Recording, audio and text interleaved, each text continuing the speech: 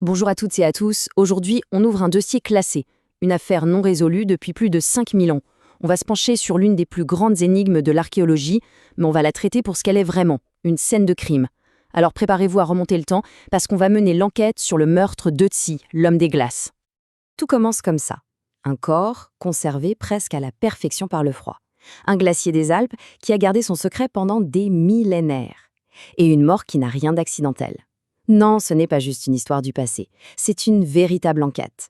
Et chaque indice qu'on va examiner ensemble va nous rapprocher un peu plus de la vérité sur cet homme du néolithique. Allez, on plonge dedans. Notre enquête débute avec la découverte elle-même.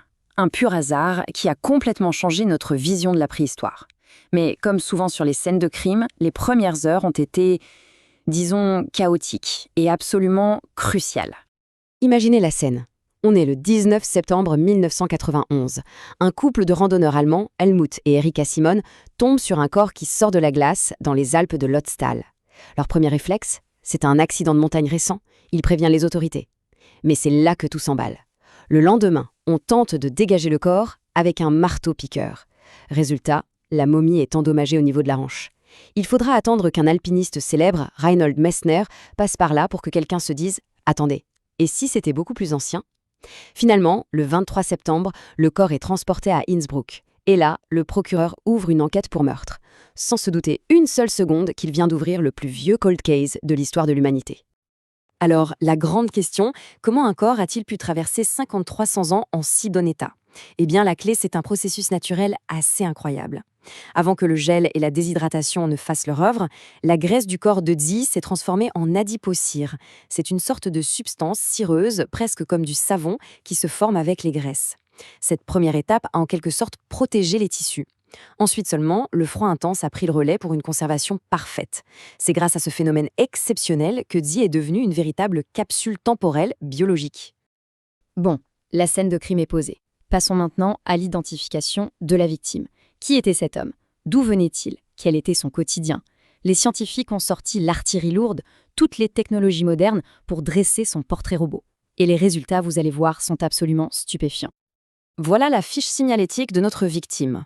Ötzi avait environ 45 ans, ce qui était déjà un bel âge pour l'époque. Il mesurait à peu près 1,60 m pour un poids qu'on estime à 61 kg.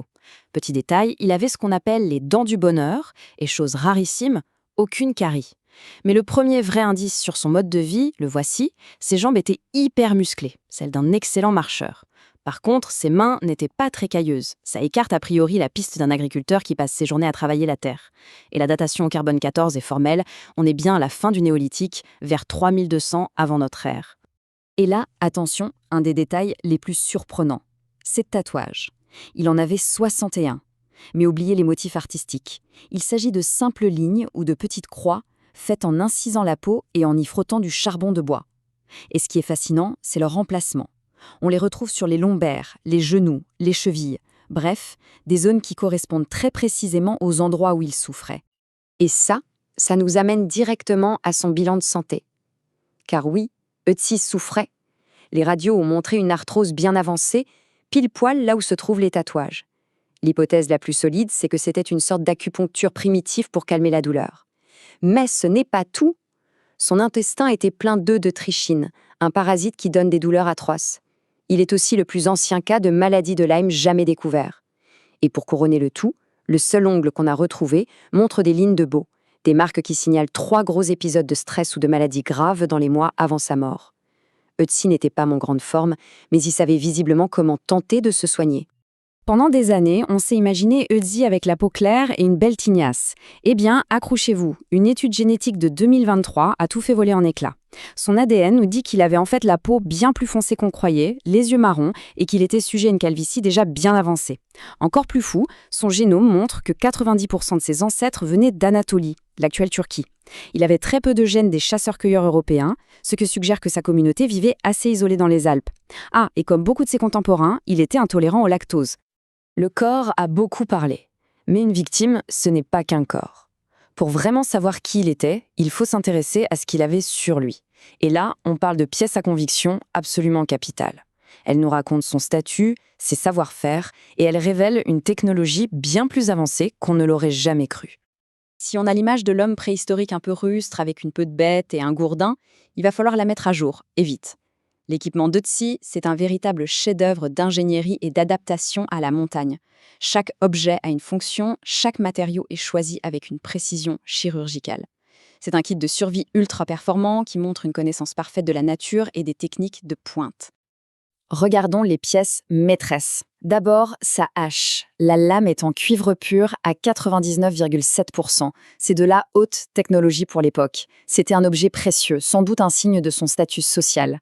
Ensuite, son arc. Immense, plus d'1,80 m, taillé en bois d'if, le meilleur bois possible. Sauf qu'il n'est pas fini. Pourquoi se balader avec une arme qui n'est pas opérationnelle? Était-il en train de fuir? Troisième objet, sa trousse de secours.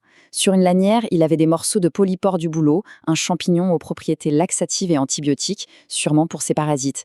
Et enfin, de quoi faire du feu, de l'amadou, un silex et de la pyrite. Bref, il était paré à toute éventualité. Et ses vêtements, ce n'est pas juste de la fourrure, c'est de la haute couture du néolithique. Ce n'est pas une simple peau jetée sur le dos. C'est un assemblage complexe de matériaux venant d'au moins 5 animaux différents. Son manteau était un patchwork de peau de chèvre et de mouton. Ses jambières en chèvre, son bonnet en fourrure d'ours. Et ses chaussures, alors là, c'est incroyable. Des semelles en cuir d'ours pour la solidité, le dessus en peau de cerf, des lacets en cuir de vache, et à l'intérieur, du foin pour l'isolation. Cet assemblage prouve qu'il venait d'une communauté d'agriculteurs et éleveurs, qui chassaient aussi. Ok, on a le profil de la victime, on a les pièces à conviction, il est temps de passer au moment fatidique, la reconstitution du crime. Parce que pendant 10 ans, tout le monde a cru à un accident. Mais en 2001, une découverte va tout changer et transformer ce dossier archéologique en une pure enquête pour homicide. 3 indices cruciaux nous disent qu'Ötzi était en fuite après une bagarre violente.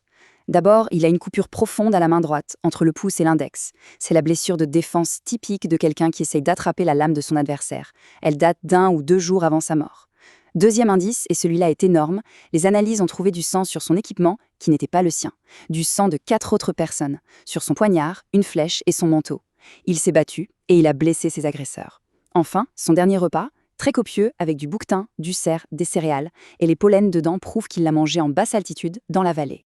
Si on met tout ça bout à bout, on peut dessiner le film de ces dernières heures. Environ 48 heures avant de mourir, Ötzi se bat violemment dans la vallée. Il est blessé à la main. Il prend ensuite un dernier gros repas, histoire de reprendre des forces, et juste après, il entame une montée précipitée en haute montagne. Fuyait-il quelqu'un? C'est plus que probable.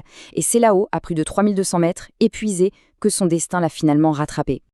La preuve irréfutable, elle arrive en 2001, avec une simple radio, une petite ombre près de l'omoplate gauche. C'est une pointe de flèche en silex plantée dans son dos. Le tir est venu de derrière, d'une trentaine de mètres et d'un peu plus bas. La flèche a touché l'artère sous-clavière, provoquant une hémorragie massive. Il s'est vidé de son sang en quelques minutes. Le verdict est sans appel. Ötzi a été assassiné. On sait comment il est mort, mais la question à 1 million, c'est qui l'a tué? Et surtout, pourquoi? Est-ce que c'était une dispute entre clans rivaux? Ötzi, avec sa hache en cuivre si précieuse, était-il un chef qu'on a voulu renverser ou un simple vol qui a mal tourné? Le sang des 4 autres personnes suggère qu'il a fait face à plusieurs adversaires. C'est une question qui, malheureusement, sans machine à remonter le temps, restera sans doute un mystère.